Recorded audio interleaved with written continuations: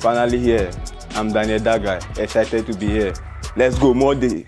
Yes, in today's video, we talk about Daniel Daga, the Nigerian wonder kid that's joined up with Norwegian side FK Molde, and we'll talk about two top performers this past weekend. So let's go straight into it. Now, Daniel Daga is an amazing talent on the 21 international for Nigeria. He's joined up with FK Molde. He's a defensive midfielder, sort of a six, aggressive in the tackle, good passer of the ball, and reading those spaces to intercept, offensive plays by opposition. So he's a wonderful, amazing talent. He's joined up with the club, and I must say I'm very delighted that he's joined with the club, because I think there he would have the opportunity to play. Just like I said in the previous video about Vince Osuji, sometimes you have to be calculated in the moves you make. You don't have to rush to say, okay, I must play in the Premier League immediately.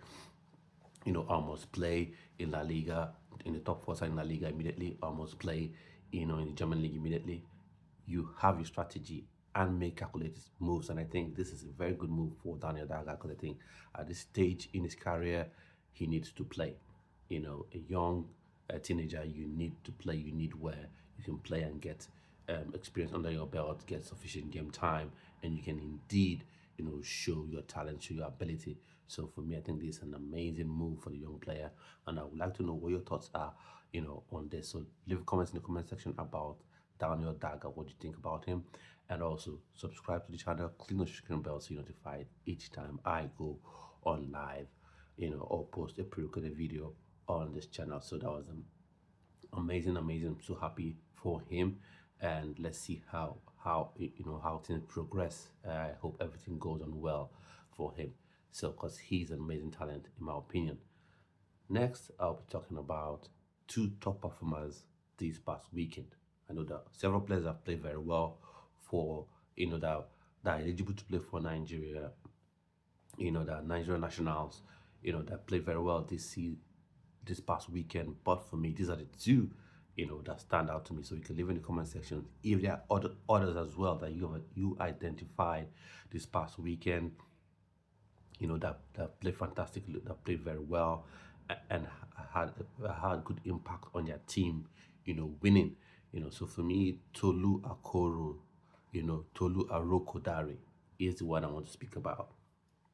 People will be going on about, you talk too much about Tolu Arokodare. For me, just like the saying in Nigeria, if you wash your hands well, you dine with kings. You dine with kings, you dine with the elders. So for me, if a player is doing well, if a player is meeting up to the levels, I will talk about that player. I will speak about that player 100%. I will. So Tolu Arokodare, he scored one, he assisted one. So tell me, what impact is bigger than that? So he's contributed. So you can say he's contributed enormously to his team's, victory. So that brings the goals he scored to 14 goals and 15 and 5 assists. So that's 19 goal contributions so far this season, and the season is still going on. So that's been an amazing form for him. Amazing form. So you can see he's someone that definitely deserves a call up to the Nigerian Super Eagles. No excuses, no if, buts, ands, or whatever, or maybes. He has to be invited to the Nigerian Super Eagles, in my humble opinion. I wonder what your thoughts are. And I'll also say this as well. Top European clubs that are looking out for strikers, what are you waiting for? He's shown he has link-up play. He's shown he can score goals. He has the technique to finish. He's a massive unit as well. He's got pace. So what else are you looking for? With this, all due respect to KRC Genk fans and the team, I know they wouldn't want to lose him. They would want him to still be, in the club and helping them move up the table and compete for the, Jubilee League title. So let's see how that goes on. Hopefully, he can, for his sake, they can be as successful as they can be. And then the next person I want to talk about is none other than Victor James Osimhen.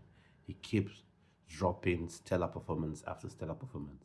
He scored again the one goal in Turkey for his side Galatasaray to see them win their game one goal to nil. So that was an excellent performance from him as well. And people are coming up with these excuses, and that's what really gets me. When people that's the when people don't like you or they don't, value you for whatever reason, they come up with silly excuses. Oh, you say penalty, he scored penalties. Come on. One of my most favorite players ever, Frank Lampard, scored tons of penalties. Cole Palmer is scoring tons of penalties. Ellen Haaland scores tons of penalties. And I've not seen anyone take, you know, um, take away the value of their goals due to the fact that they score penalties. And if indeed there's anyone that does that, that person needs to give their head a wobble. That person needs to check themselves, because that's not analysis anymore. That's just being biased or being hateful, I would say, because you're then trying to shoot the goalpost. All goals count the same.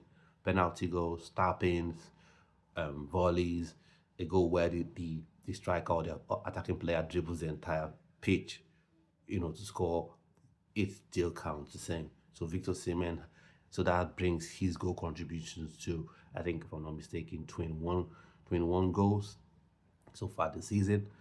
So that's amazing. 21 goal contributions, that's goals and assists.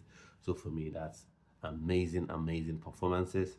And the goalkeeper was brilliant as well in that game. I watched some of the highlights because there's so many chances that Victor Osimhen created, but there's so many chances he created and chances he scored. He should have scored, but for the brilliant save of the goalkeeper, so that's why he could have got more than 2 goals. But you can see his movement. So Chelsea fans, I don't know what you think. For me as a Chelsea fan, I would love him to come to Chelsea. I don't know if that would happen anyways, but you can see his movement in the box. You can see how he occupies the strikers. You can even see this image where he's absolutely shrouded, blanketed, by what seems to be the entire opposition team.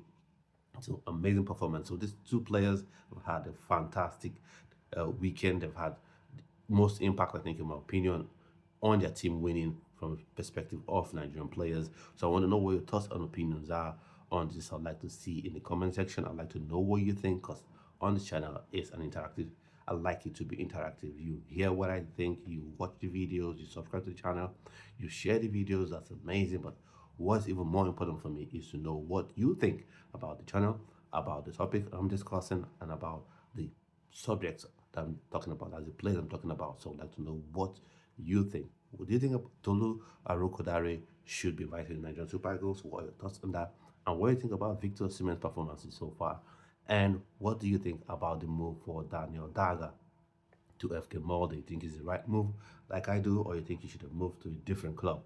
So those are my thoughts and opinions on these various topics. I'd like to know what yours are. So at this point, I've come to the end of today's video. I'd like to say thanks for watching. Thanks for listening if you're unable to watch it.